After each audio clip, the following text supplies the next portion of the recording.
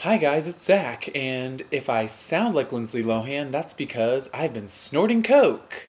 Or my boyfriend made me sick. It's Wednesday. I am coming to you from the pile of wedding crap, wedding gifts in my living room to talk to you about discrimination. Great job for everyone who's gone so far this week about talking about discrimination, talking about how it applies to individuals, and in certain situations, what the consequences are of those specific situations. I'm gonna take a little different tack today and talk about three issues of discrimination that I have come across in my life that mean a lot to me. First of all, marriage equality, like the poster child for discrimination across the nation right now. It has been a hot topic with California losing the rights recently, and like Miss California talking about how she hates gay marriage and everything. Listen, these are the states that you can get married in if you are a same-sex couple right now.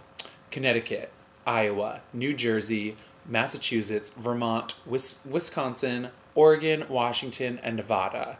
Now, it's not all the same. Some are domestic partnerships, some are civil unions. They don't even all allow for the same rights. Also, Maine is on this list, but Maine, their governor signed the gay marriage law into being, and now it's getting put on the referendum in November, so the voters could vote it down just like California. And we're talking it's close, people. If you live in Maine, Jace, I'm talking to you and all your friends, you need to get out and vote because this is a really serious issue. It's really close. And it could go, like I said, go the way of California. So we need to fix that. This is not okay. New Hampshire actually is going to start allowing gay marriage as of January 2010. And if you move to New York or Washington, D.C., they will recognize your gay marriage, but they're not about to perform them. 13 states out of 50 that even like remotely deal with gay marriage in this country. That's not okay. Even if you get married in one of those states, like chances are the other state you're moving to isn't going to recognize it anyway.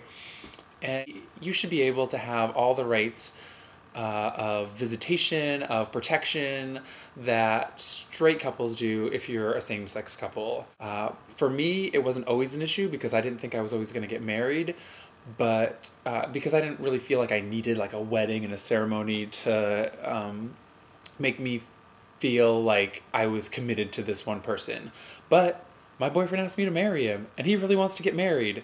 And I really want to make him happy, just as happy as he makes me. So, of course, marriage equality is important to me now. We need to figure out where the heck we can get married. And we happen to be flying all the way across country to get married in Massachusetts because it's been so secure there for so long. But when we come back home to Oregon, like, it's not going to mean crap. We're going to have to, like, register all over again if we want to get recognized as a domestic partnership in this state.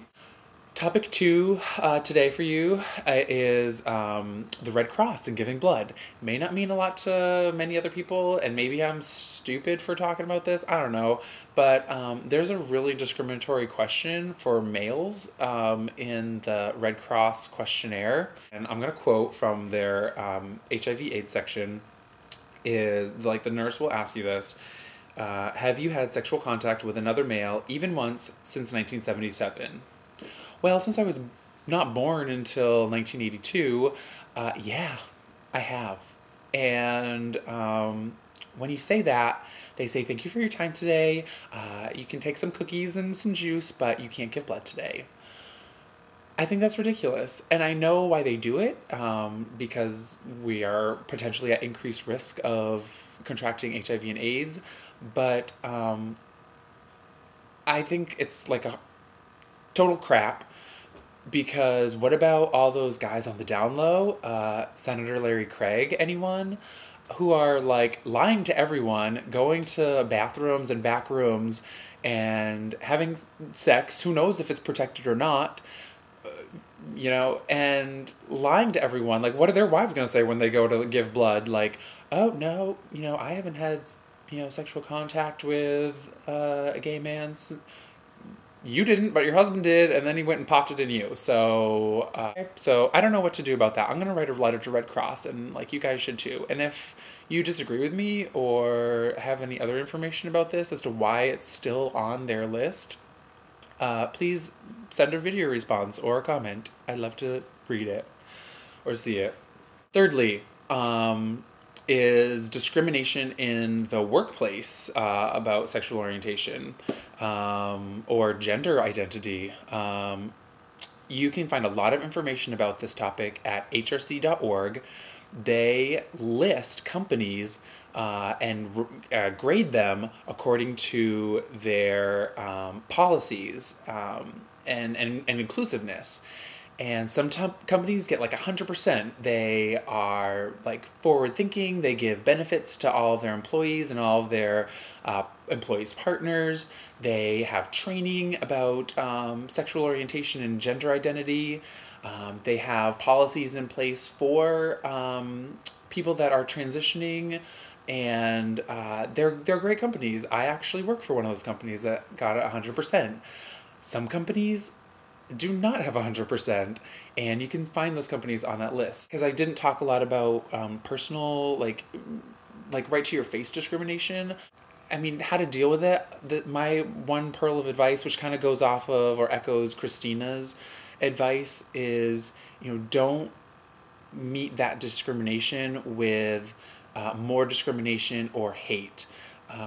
Because I think in most cases, where someone is right in your face discriminating against you, like to your face, it comes from a place of fear and ignorance, and they just may not know any better, and they may not be educated about your situation. I think they just need to be educated and loved, and so if you spread compassion and love their way and a little bit of education, I think that's going to go a long way to stopping discrimination altogether.